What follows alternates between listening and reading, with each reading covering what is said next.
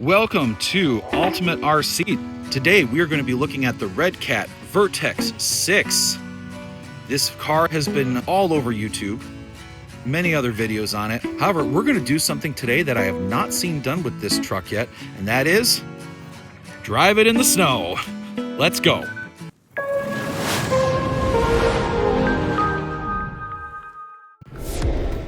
All right, before we get going on it here today, we're going to look at a couple of things. I already have a battery in it turned on. You probably heard my remote yelling at me because I haven't touched the controls in a minute. But just take a look at this thing. It is essentially the same scale as an SCX6. However, when you put it next to an SCX6, it is much smaller in its stature. The wheelbase is roughly the same. You have the same size tires, however, you do have different size hexes that connect the tires to the hubs. So be mindful that you cannot just directly use SCX6 wheels. The wheels, tires are fine, but the wheels are not the same because of those hubs, unfortunately. And yeah, because these are 17 millimeter hexes. Now, cool thing about 17 millimeter hexes is that there's a lot of wheels out there that could fit this. It's the same size that X-Max XRT uses, those kinds of trucks, your Creighton 8S, okay? But SCX6 wheels, which you'd intuitively think, oh, 6 scale crawler, go on this, not so much, unless you modify these hubs to fit the SCX6 wheels, or you modify the wheels to fit these hubs, which if you're gonna use metal wheels, you're likely going to have to change these hubs to the smaller diameter that the SCX6 wheels use. So just be mindful of that you don't go and buy SCX6 aftermarket wheels like somebody I know to try to fit this because you just like to use metal wheels on all your crawlers like I do. But some things I would just want to say about the truck before we get started on it. This thing is pretty darn good.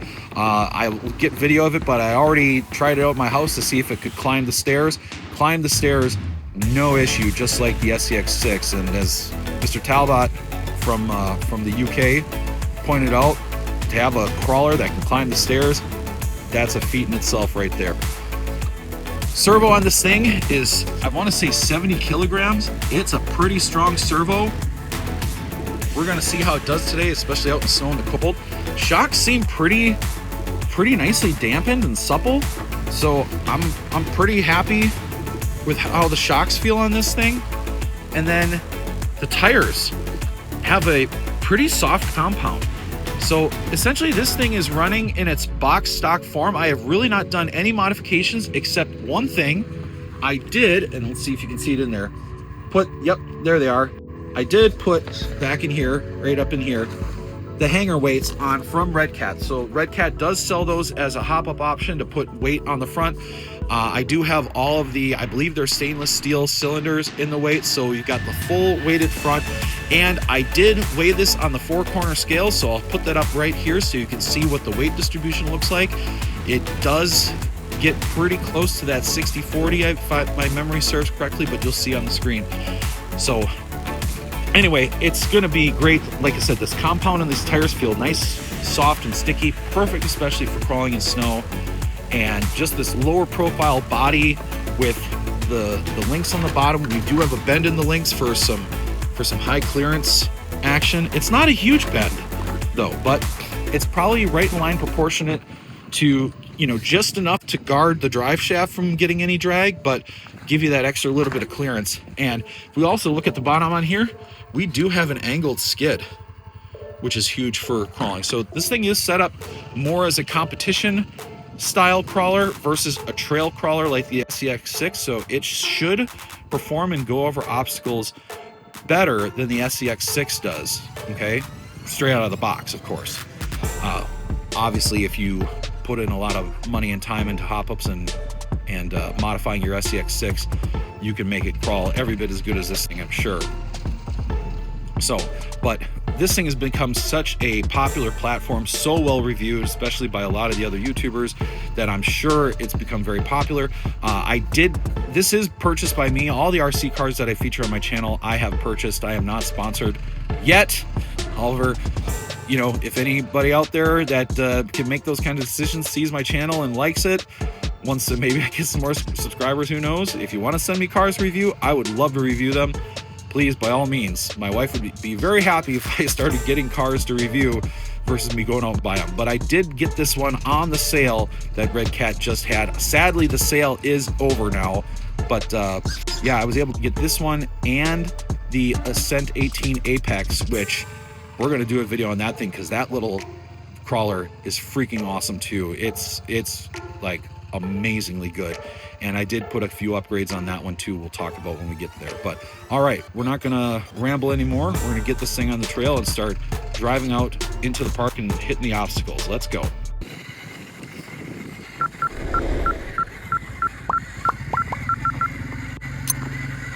All right, we noticed that, oh, you know what, there's one other modification I did with this truck, and if you want to call it a modification, I did swap out the receiver with one of my Flysky receivers because I just prefer having things on my Flysky radio. It does come with its own receiver and transmitter, and I will say this. So this is going to be one of my first gripes about this truck. Maybe my only one, we'll see. But the fact that the receiver box that Redcat built for this pretty much is only going to fit its own receivers. It is a small receiver box and a shallow receiver box. I put the Flysky, I think it's like the FGR 4D, something like that receiver. It's basically the one that does not have a wire coming out of it, and it's a 4-channel, like a little plastic, I don't even know how to describe the shape. It's basically like just the pin box for all the leads to plug into, and a little fin that comes off the top of it. I'll throw a picture up on the screen.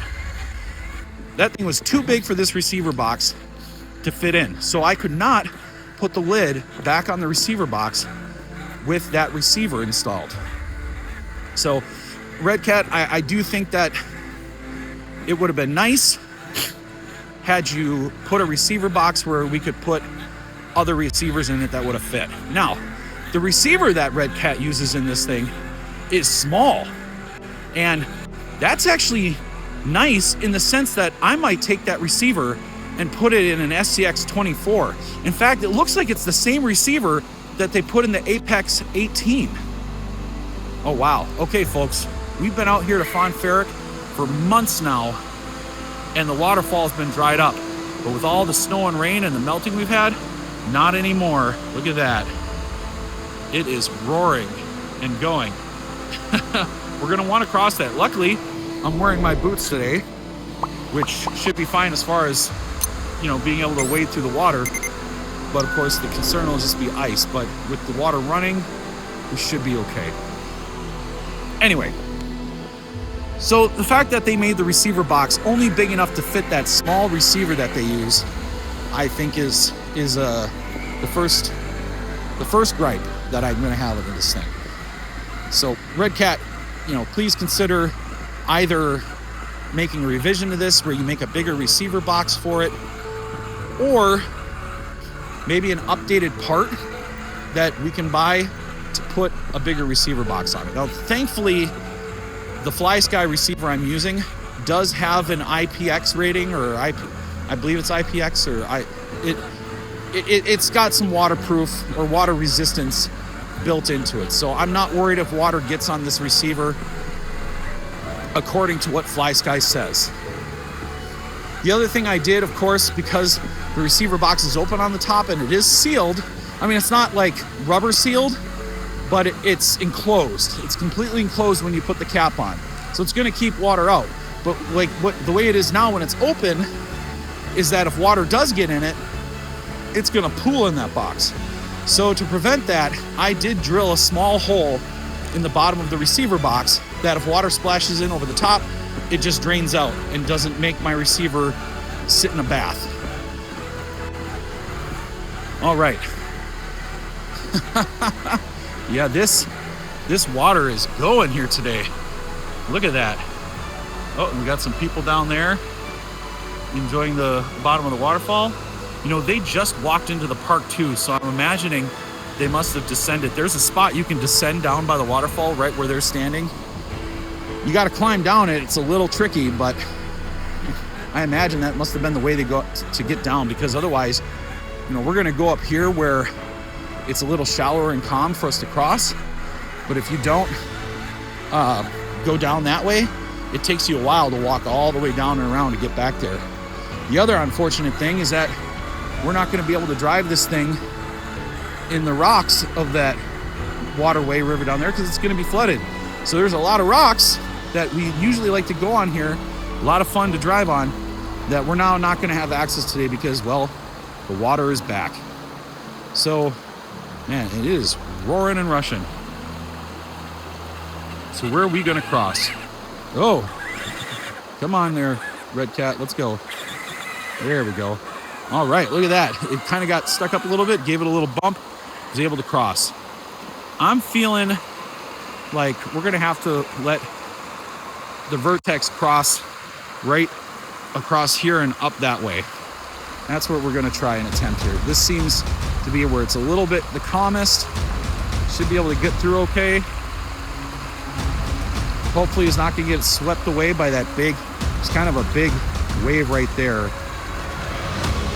Man, this is rough here. There's some chop. Oh, it's starting to get pushed a little bit. You have to turn into the wave a little. Oh, wow. No, no, no. No, no, no. You are not getting swept down the river. Man, it is going today. All right, we'll drive it up here. Let's try another spot cross. Where are we going to do this?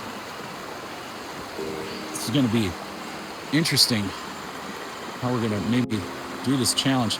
Okay. Yeah, like you get too deep here and it just starts getting pushed, which makes sense because you're trying to cross it that way. Man. And I worry about it being too deep up there.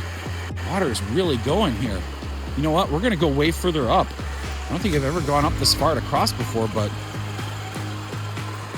I think this is what our option's looking like here, because it looks like it's a little calmer up this way.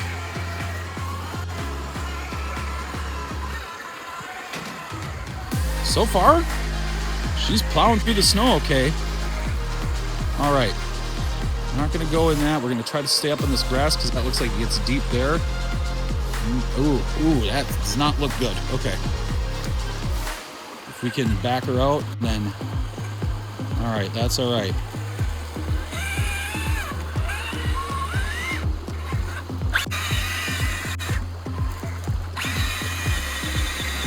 Okay. You're getting caught up in the vegetation again. Or it just doesn't like this. Yeah, it's just not getting the grip in the snow. Snow, slush, and ice. But we're going to try to see if we can turn it. This thing has that double U-joint steering. So it just has a ton of steering angle, especially for its size. But just a ton of steering angle in general. All right. We are getting a trial baptism by fire here with these water conditions today. My goodness.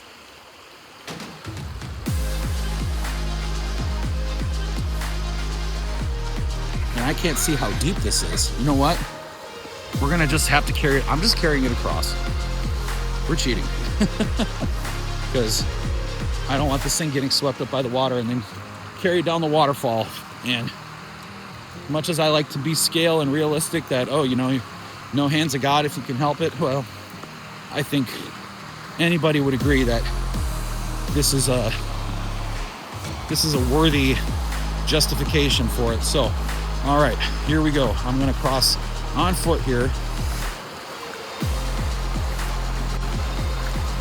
Oh wow, it's going into my laces. Holy, you know what? The water's actually getting up in my boots. Okay, that's not good. Wow. How high did it go? Man.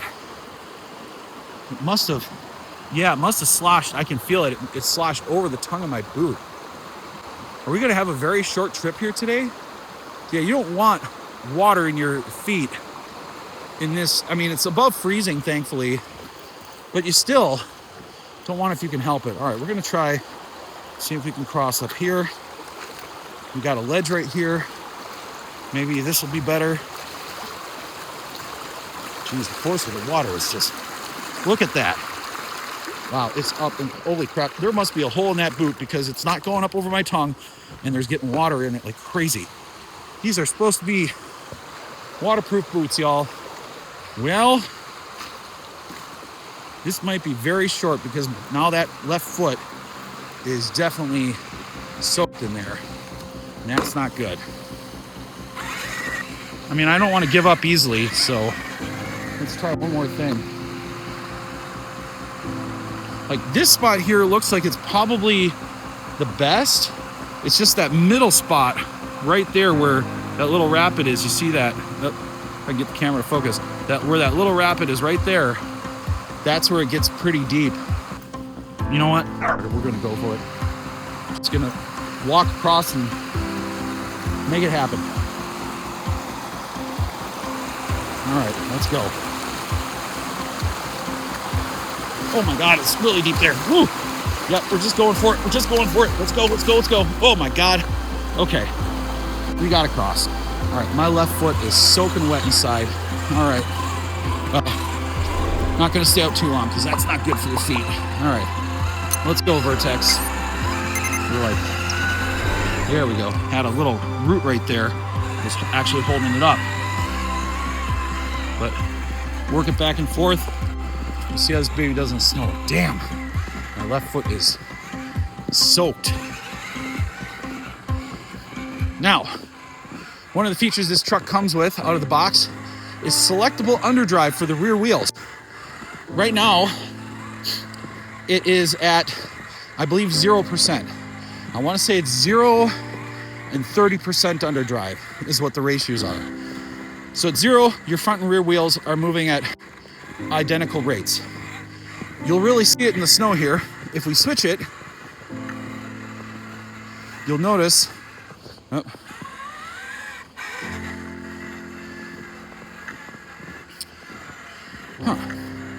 there, now you can see it, how the rear wheels are kind of dragging and not moving as fast as the fronts.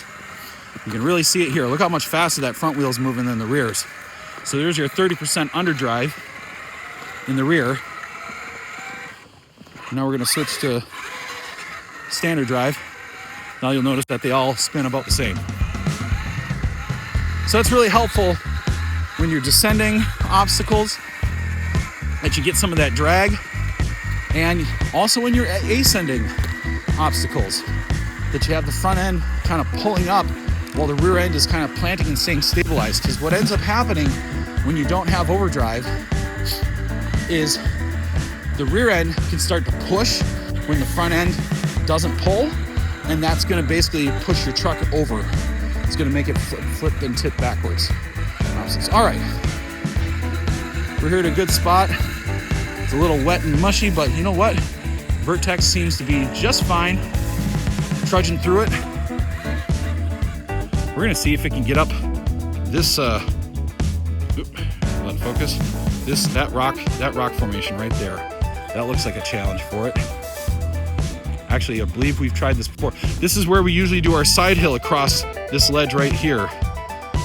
Okay, I actually covered it with my finger there.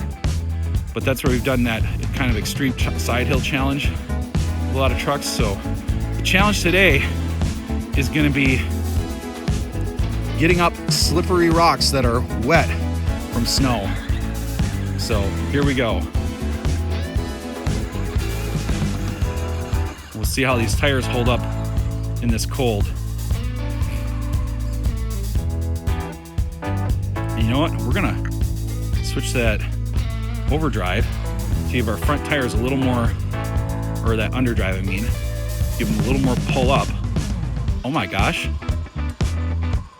It's lifting them up off the ground. It wants to go.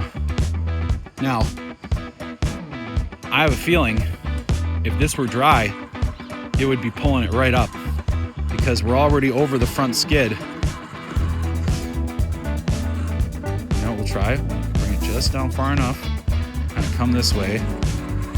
See if we can't find some grip over here. Yeah, oh, yeah. If this were dry and it were warm, those front wheels would be grabbing and pulling this thing right up, I guarantee it. Of course, we'll come back out here in the summer when it is dry and warm and try this again. Sadly, we're gonna have to wait a few months for that. Wisconsin doesn't really get the most ideal conditions for this stuff until after Memorial Day. Sometimes we're lucky we get some warmer days in the spring. And don't get me wrong, it's not like it's obviously like this until May or anything like that, but all right. I have a feeling that our challenge with rock climbing today is just gonna be the temperature and the snow and the wet conditions, because we are getting very little grip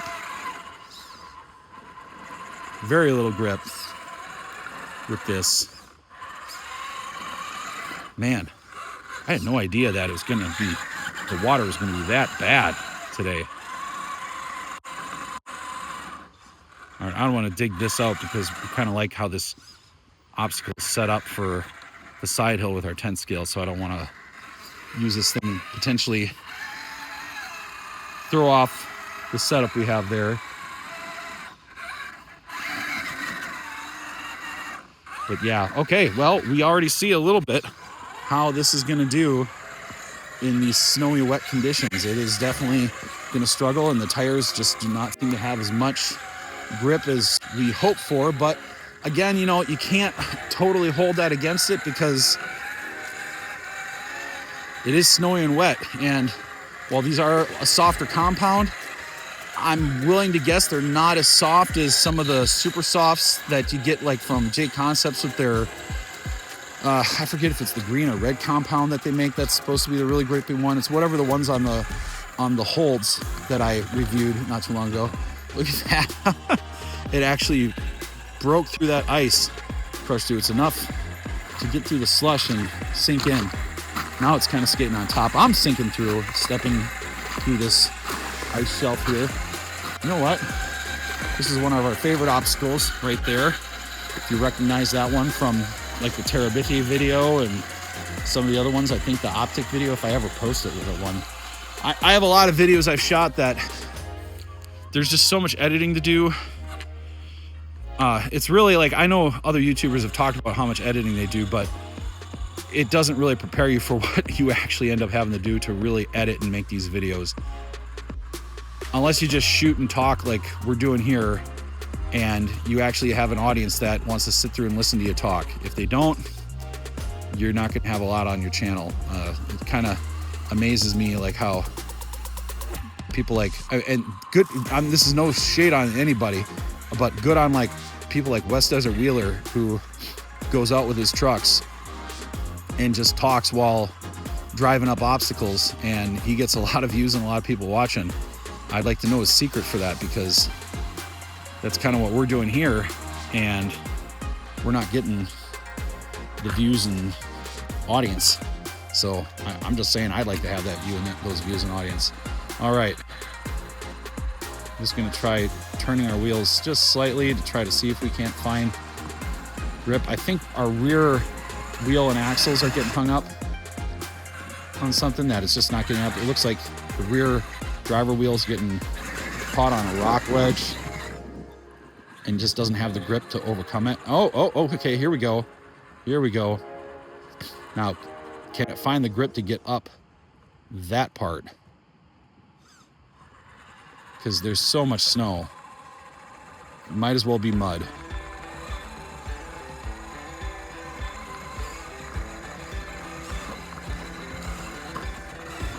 All right, now we're just inching it left where it has even less to grab onto. I'm gonna try a different approach. Again, this is back all the way up. Unfortunately, man, my left foot is just sopping wet. And that's, yeah, likely not good. So I'm really gonna have to probably just go home and change socks and shoes and everything. Oh, okay. So that was definitely the right idea there, with going to the way to the left and trying to wall ride this thing. You know, we drive it in the water where it cleans the wheels off, and then as soon as we get in the snow, the moisture from the water just makes the snow clump up and turn into slush in the wheels. Oh, God. I just get so frustrated driving in these conditions, like when I just don't have grip and it's just slipping like crazy. There we go. All right, good. Let's go. Now, find some grip. There you go. See if you can't grab up on that ledge. Again, sorry. This transmitter and phone gets so heavy in my left hand.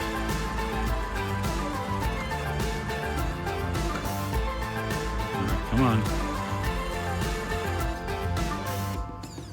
Ooh. Servo's struggling a little bit there, it feels like. I wonder if it's got a lot of snow and slush bound up in the linkage that it's having to fight.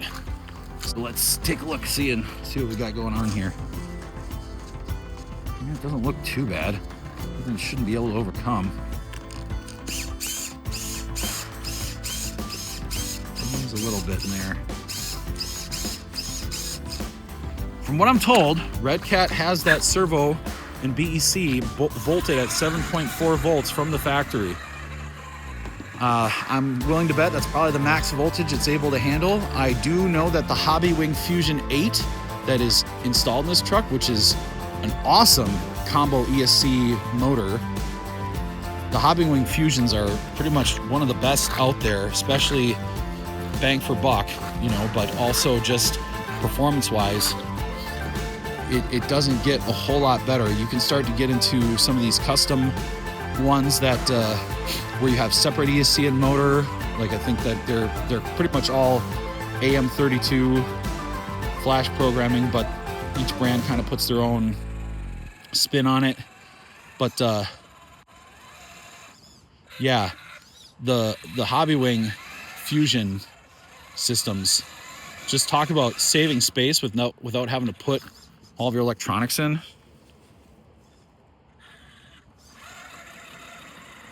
So you can see we still have our overdrive on, so we're trying to use those front wheels. Pull up here. I'm sorry, I'm getting ADHD in my commentary here, going from one to the next. Anyway, these Hobbywing Fusions are just really, really good. So if you're upgrading your motor ESC combo, you want to have something that's going to save you space in electronics.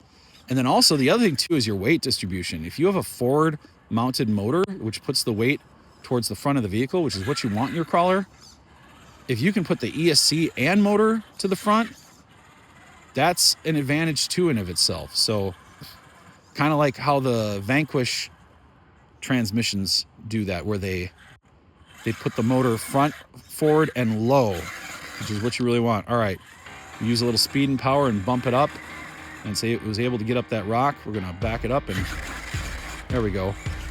So when you're in the wet and in the snow, speed and power is the way to go. Yes, I did make that rhyme. And look how much that snow is just clumping up on those tires. It is, what, 30 degrees right now, according to my watch. That doesn't mean it's actually 30 degrees right here. I want to say when I was driving over my truck, it said it was just above freezing. And when I left, my phone said it was 32. So it's probably an official temperature of 30 degrees right now. So just below freezing, but the ground is clearly not frozen. It's warm from yesterday because yesterday it was in the 40s. So we've got some of that leftover heat that's warming up the ground, which is why everything is sloshy and wet. I just look at where I'm standing in here. And then we've got the snow. We're going to go back to regular drive so we're not stressing out the drivetrain with that underdrive. Then we got regular snow, and then it's just turn into slush and build up on the wheels. So that's our challenge today. Now I do want to try going up the V-Notch Canyon with this thing. That should be an obstacle. I'm thinking we would be able to get up with this, pretty much because it's just gonna straddle it. It's great for 10 scales because 10 scales fit right in it. If you remember, it's that right there. Let it refocus. There we go. So yep, that one right there. But when I had my Traxxas with the tracks out here, I didn't video it, but there was some snow and I was able to drive it straight up that V-Notch Canyon on pretty much on top of the snow. It was kind of like, it was not a challenge in that sense. It was kind of cheating in a way because the snow just made it a ramp. But all right, we're gonna switch back to our underdrive. we go. And let's see if we can manage to get up here. Nope. Yeah, everything is so wet. Jesus. All right. There we go. Okay. Managed to get it up that far. Okay. All right. It's kind of like teeter-tottering itself between the bridge. Oh, wow. It's actually getting pretty far considering the slippery conditions we're in. This is really just going to be more about my driver skill, I feel like, if I can just get it to kind of go the way. Oh, okay. Yes. Ooh, gosh, I want to back it down very slowly here. All right, now bring it this way. Come on.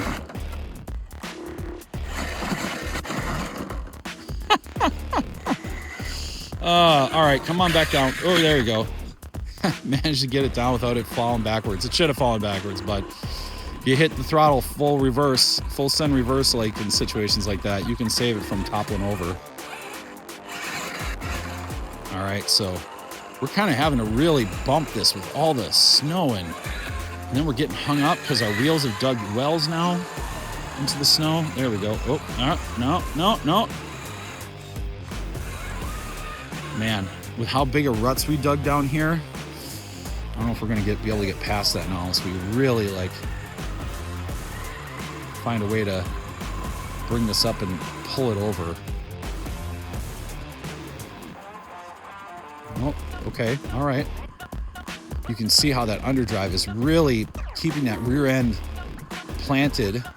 Okay, we're gonna bring that back left or driver wheel front up there because that helped us before. All right, you know what? Try slow crawling this. And heck, maybe. Oh, the front axle's pushing on that rock. If we can just kind of get it to find a way up. Come on. Oh, don't fall down. Okay, we're not sunk yet. We're still up here, so we got to find a way. Don't go down all the way. There we go. Now, we can find a way to pull it back up. All right, there we go.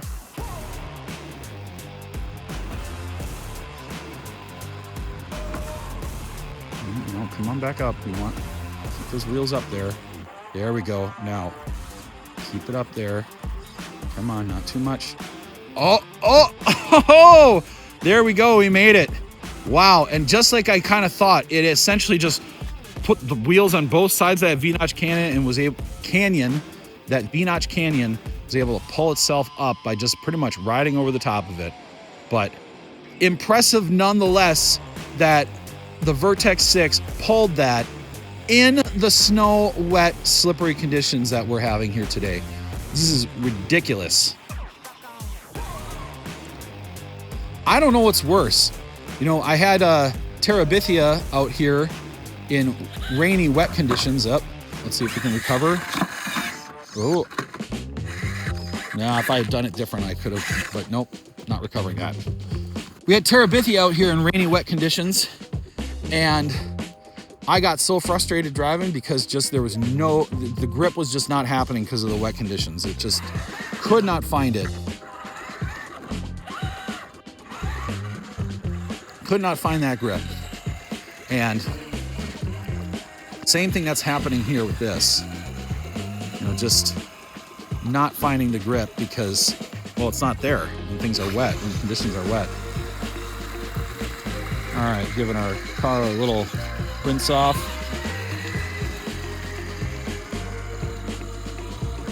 A little bit of mud under this, ice and water, sadly, but not too bad. It's actually cleaning our tires and wheels off. What a first run for this thing. To be out here in this. Now on a trail, just trailing with this would be great. But the fact that we can't go into the riverbed because, well, the river's actually running today, kind of sucks.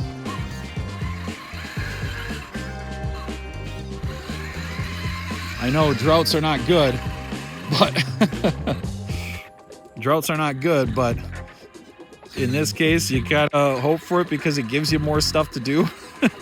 I know it's stupid to say, but I mean, it's probably good. It's probably good for nature to, you know, dry and re-moisturize, if you will. So yeah, that's servo. It's strong for a stock servo. Remember, you know, RTR usually means ready to replace, right? So, but I will say this, that it's definitely a better servo than Axial put in the SCX6. Much stronger servo than Axial put in the SCX6. All right, we managed to get up that, which, again, given the conditions we're in right now, snowy and wet, that's a feat. But this is the kind of stuff you want to do with a truck like this. With the SCX6, not so much. It is not built for climbing rocks like this. You know, you're just the body, the design of it, just it's not made for it. It's made more for trailing and just going out walking, having a good time that way. This is meant to take on challenges. This is meant to overcome obstacles. Like that right there. All right, ooh, let's see if we can't. There we go. Yes! Man, this thing is great. Obviously, 6 scale, you expect it to just go over more things. You know, it's just kind of like the given that it's gonna do that. Because it's bigger. It's got more. It has more ground clearance. It's bigger tires. You know, obviously things for this scale are less challenging than when you have a 10 scale crawler. That being said, these snowy conditions add that extra layer of challenge that makes things at least twice as challenging to navigate and crawl with something like this versus if the conditions were ideal. All right, you know what we're gonna do? Because this thing is big and it's not that heavy, we're actually gonna jump it from here off of here. I gotta make sure that, am I in overdrive mode? Yeah. Well, hold on. I think now it's in underdrive mode. Now it's in standard mode. Yep, there we go. I don't want to jump it in the underdrive mode. So here we go. We're gonna go off this ledge down here, see how we do. And we're gonna give it a full pin. Here we go. All right, the only reason it flipped over is it hit this lip here and bounced off of it, but it actually took that jump pretty well for considering what it is. These things don't go very fast because they're geared for crawling. But yeah, all right. Again, I thought it'd be fine because the suspension is plenty supple on this thing, lots of travel, and it's lightweight.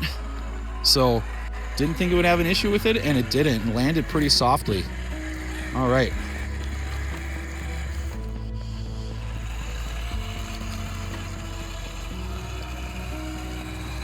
Well,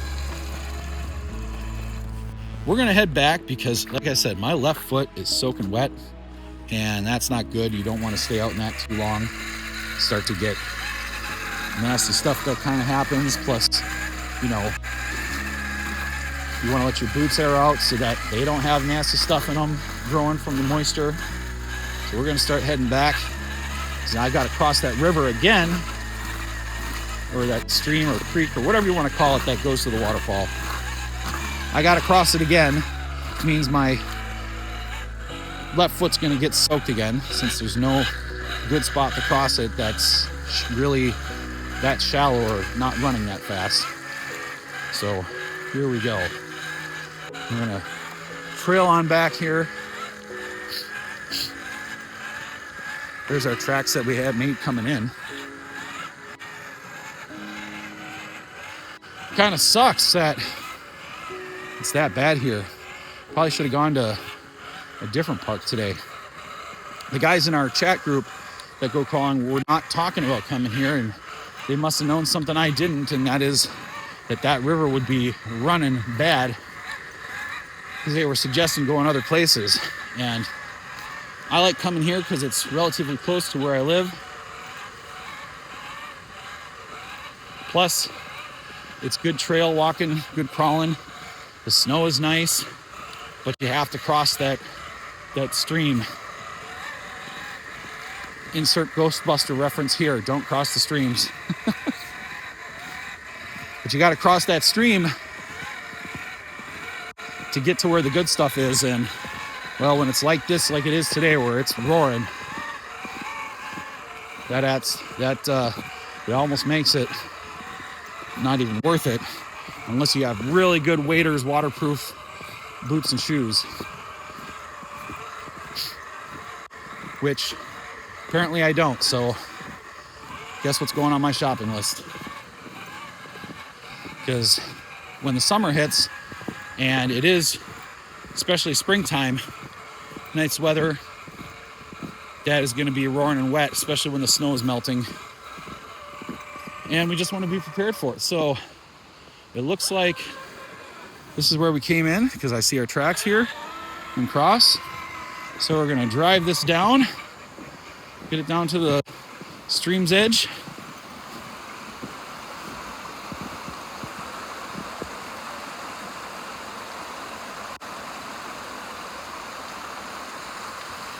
There we go. Turn it over a little bit. Oop, got the branch in the way.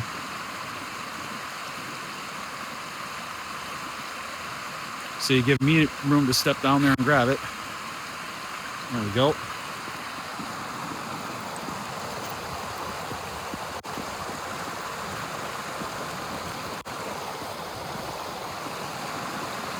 Really be careful with our step here so we don't slip and fall into the river, or the stream, the creek, whatever you want to call it again.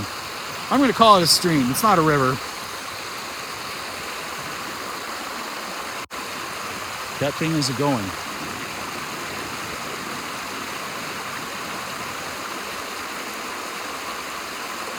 Part of me wonders if I didn't walk up this and try to cross right here, again, try to cross right there, if that wouldn't be better. But it's hard to tell. This one's not too bad, but that middle section is bad there. So here we go. You know what? We'll try it up there. If that doesn't work, we'll come back over here. By the way, we'll probably just puff it across and just get her done. Yep, this is already like, oh yeah, this is definitely deeper. Wow. Okay, well, we're already here, and I can see the ledge, so we're going for it. Oh my God! Wow! Holy shit!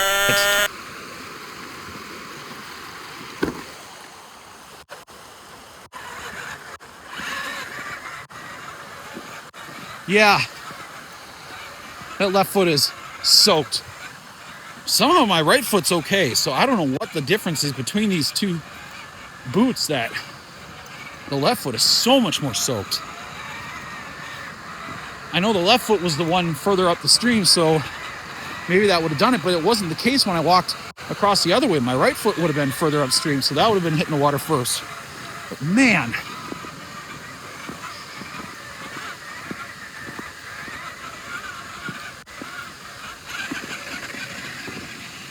I wonder how my battery's doing in this. I haven't hit any low voltage cutoff yet, but I feel like it is running a little slower than when I first turned it on. So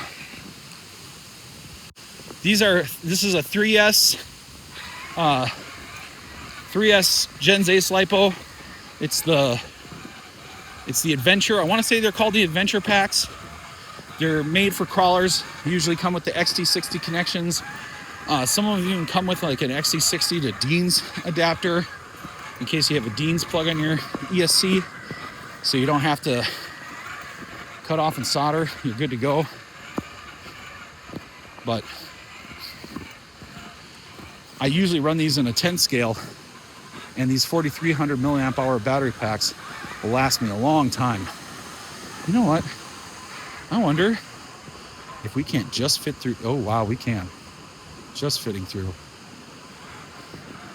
How y'all doing?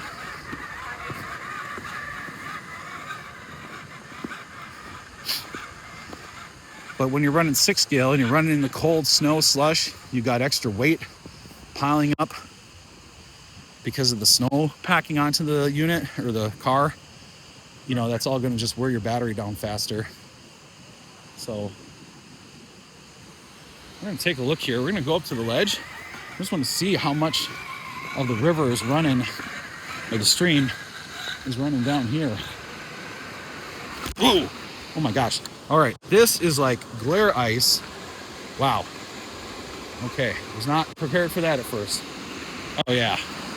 So this was all pretty much bare. All the stuff where you see water was pretty much bare, and we could walk over it. It was dried up. Yeah, look, they're crossing up there too, about where I was crossing. They're crossing where I first crossed. Yeah. I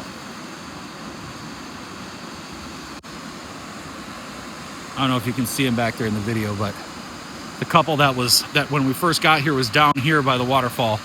They did walk across. Well, you had to get over that side. But then they must have come down right in that spot right there that descends down to get down there, and then must have crawled up that way too. But this is definitely going to put a damper on our crawling here, because we usually like to walk this riverbed.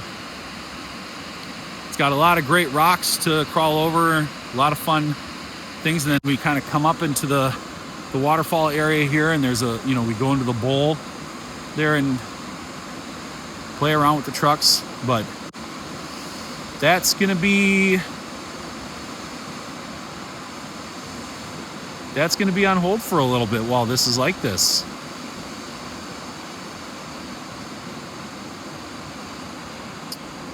All right. Well, all right. Let's head on back to the truck and wrap things up.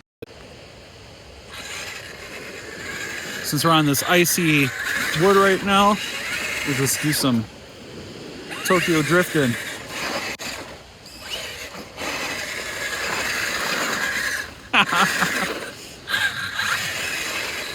There we go. The Vertex 6 is a basher when it's on ice.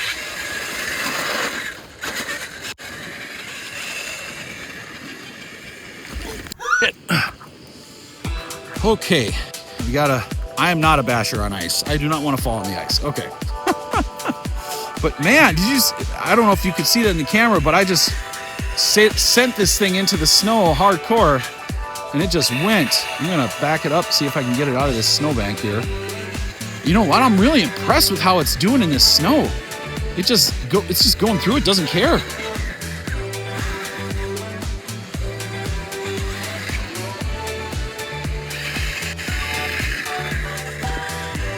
Yeah, I think my battery pack is getting low, because this doesn't seem like it has as much speed as when we started out. But, you know, just for crawlers, just trailing in the snow is a feat in itself, okay? You take a 10 scale crawler in this snow here, you know what? We're going to challenge it, because there's a culvert right here that gets buried. So this is actually pretty deep here. We're going to see if the Vertex, oh, wow. Yeah, it just sails over it. Pulls itself out, no issues. I'm going to do it one more time. We're going to tempt fate and go again. We're going to go further out this time too. Look at that. Oh, hung up right there, but we had room to reverse and get ourselves out. I'll take that. All right, we're going to head back since we're getting low on this battery pack. And while it is, you know, the nice thing about this thing, it's 6 scale, but it is not nearly as heavy as the SCX6. The SCX6 weighs 28 pounds without a battery in it and without any upgrades. 28 pounds. Now, in all fairness, when I'm thinking about recalling that number, I think that's the shipping weight of the box. So I can't remember. Whatever Axial's website says, you know what? I'll look it up on Axial's website, throw it on the screen. But I remember seeing 28 pounds on there. But even if it is the shipping weight, the majority of that is going to be the truck. So let's say you got 3 pounds of stuff in the box, because the transmitter doesn't hardly weigh anything. And you got manuals and books. So you can't have more than a couple pounds worth of box material. And and stuff. Hey guys.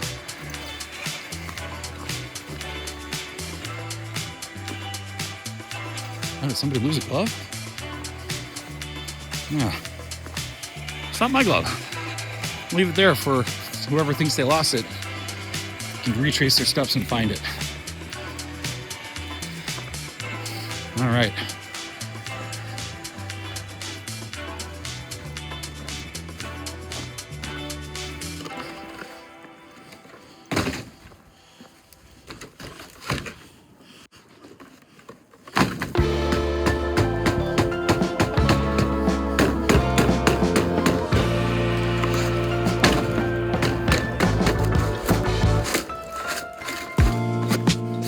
So what I'm trying to say with this is, if you did have to pick this up and carry it back because you just ran out of batteries, it wouldn't be that bad. All right, take a look what we got in here. It is pretty simple inside this thing. So we have our battery tray, servo, motors mounted, again, forward and low like you want it. Down here. And that's all there is to it. We've got 2 additional side battery trays. So if you want to run a battery on each side and run them in parallel, which I could have done today. I had 2 of these identical packs and a parallel cable. What I didn't have, I believe, well, I could have looked through my backpack, but I didn't. But I didn't think I had an extra Velcro strap to use these 2 sides. But really, this is the ideal battery placement up front, because again, puts that weight forward as much as possible. Even though it's not as low, it's still in the chassis. But here's that receiver box I was telling you about, and there's that Flysky receiver that's relatively small and fits in pretty much every other receiver box I've ever seen. In here, not so much, but again, has a waterproof rating on it, so I wasn't worried about it getting a little wet. And I don't know if you'll be able to see this here, but right straight down on the back corner, right, yeah, it's not focusing, right there, you can probably see the hole I drilled to let water out, so that if you do get any water buildup in there, it just drains right out. But anyway, this is what it looks like without the body off. It's very minimalist. You have your 4-link suspension, front and rear, servo and axle, battery trays, transmission, motor mount. You have your shift servo here for the underdrive that goes to the rear. That's really about it. You know, a couple braces for your shock towers and shocks to screw into, and some plastics for front and rear bumpers, and also bracing. But simple truck. And also the body, the way it goes on, is nice, because they did come up with a pretty easy to use clipless design. So you've got that scoop right there that goes onto that cross brace, plastic cross brace, just kind of clips onto that, push it back. Once you get it on there, push this part down, and then you've got this pin that inserts and twists to lock. So pretty straightforward. Is it the best clipless system? I do find it a little fiddly getting this in here like this underneath the body and around this wheel and suspension. This is a little bit, you know, a little awkward trying to get in here with this. So it's not perfect, but it's also not bad. Let's get in the truck and we'll talk about my final impressions of this thing. All right, so we're gonna start heading out because my left foot is absolutely soaked. I feel like it's literally sitting in standing water inside my boot from crossing that stream. All right, let's talk about the Redcat 6 for a minute and what our final first impressions, because I'm gonna say right now that all the reviews are true. This is a great truck out of the box. Like, you don't need to do anything with it to go out and have fun and really be able to take on some things that are more challenging than what you would find with most other 6-scale crawlers, which there really aren't a whole lot. So I know that's not a very high bar to pass, okay?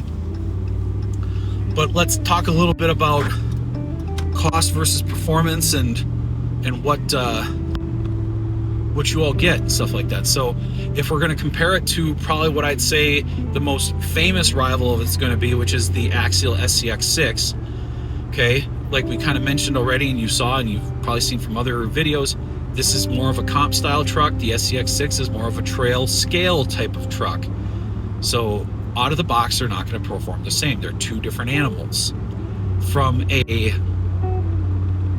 what you need to upgrade on it to start getting more enjoyment out of it perspective, I feel that the Redcat needs less.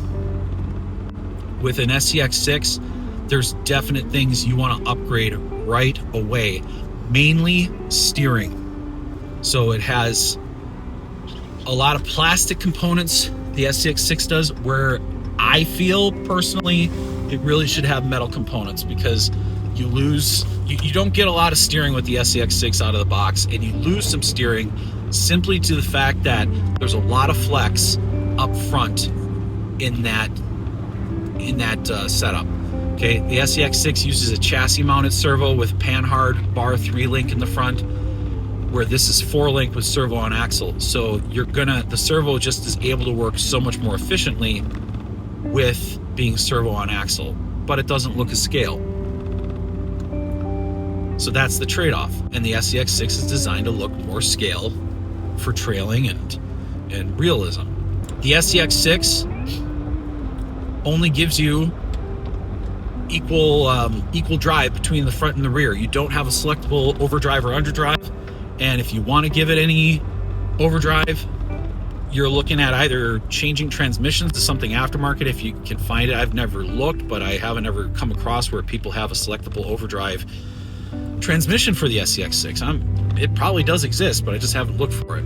But this here, the fact that it has that out of the box, so you can get the trailing to be easy on the drivetrain when you're driving from one obstacle to the next, but switch to have that underdrive for when you're crawling or climbing or descending. That's what we want to see in these things. That's the ticket. And that's you're, even with an SCX6, you're gonna want to go up and down obstacles and crawl and go on some rocks, even though you're not going to take on as extreme of obstacles with it because it's just not designed for it. You're going to do some, and that selectable overdrive makes a big difference, because I've had my SCX6 out on hills it should have been able to take. It wasn't tipping backwards off of them, and it just starts getting up there and just starts stuttering because the rear wheels are pushing more than the front wheels, and that just ends up with it getting stuck on hills it really shouldn't. So having selectable overdrive, underdrive is definitely something that I feel the SCX6 should have as well, but the Vertex 6 comes with it out of the box. Let's talk about, of course, price. The Vertex 6 regular price is $800, okay? I think it's $799.99 is the exact price, but we'll call it $800. The SCX6, when I bought mine, the regular price was $1,100. I believe, if I'm not mistaken, it may have gone up because of tariffs and all that other stuff. Okay, I don't know for sure, but I believe it's up to $1,200 if I'm not mistaken, and I'll double check and verify here and put it up on the screen for regular price. So we have a $400 difference if it is $1,200, $300 if it's still $1,100. But anyway, we have multiple $100 difference for a truck that, while it is more scale, it gives you more scale looks. It gives you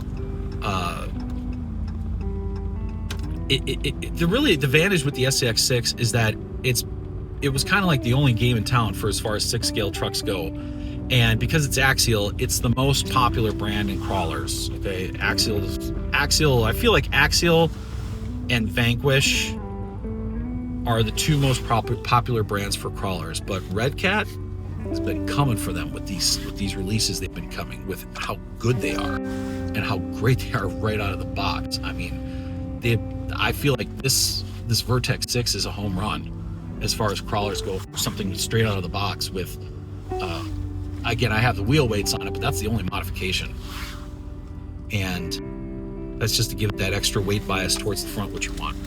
But home run for this thing. And home run for that Ascent 18 Apex that I've got as well, and I'll do a video on that too. But this thing's great. And if you put them side by side and said you can only buy one, you can buy the Ascent, you can buy the SCX6, or you can buy this Vertex, I'd buy the Vertex. okay? And I love my SCX6. Like, it is a really fun truck to drive. I don't want to sit here and sound like I'm bashing on the SCX6 because it is a great truck. It has been a great truck, trail truck. It's fun to take out because a 6 scale is just fun on its own because you get all of the joy of that. It just drives over everything, okay? Like when you're used to driving 10 scale and you go to a 6 scale and it's just like, don't care, it's just gonna drive over, plow through the snow. And last time I took my SCX6 out here, which was to Fon Ferric, didn't get any footage of it running, but had it out. We were snow trailing. It was phenomenal trail truck, just drove through the snow, drove through the rocks. Now this is with the modifications I have on it, which are several aluminum upgrade hop-up parts, and a Perfect Pass Monster 5th scale servo on it. So there's a good amount of money invested in that truck, and it's a higher initial investment. Now, full disclosure, again, I buy all my own trucks on this channel so far. That doesn't mean I'm opposed to having sponsors or having manufacturers send me a truck that they want me to do a review on. I'd be happy to do that. But as to this date, I don't have that, so everything's been bought. So just again, full disclosure on this, I got it on the Redcat sale they had for the new year, and it was, I believe, $640. And then the Axial truck that I got back, gosh, a couple years ago now, the SCX6, I want to say I got it for $8 on a really good sale that Horizon had on it. And I actually bought it at my local hobby shop on the sale. So they're providing a valuable service to have this stuff locally, that you can literally just go to your local store and get it right away. You don't have to go and order it and wait days for it. It's literally there, and they keep it in stock for you, and they keep the building on, the lights running, the staff there to help you. It's all valuable, and definitely make sure you go and support it. Final thoughts on the Vertex 6. I love it.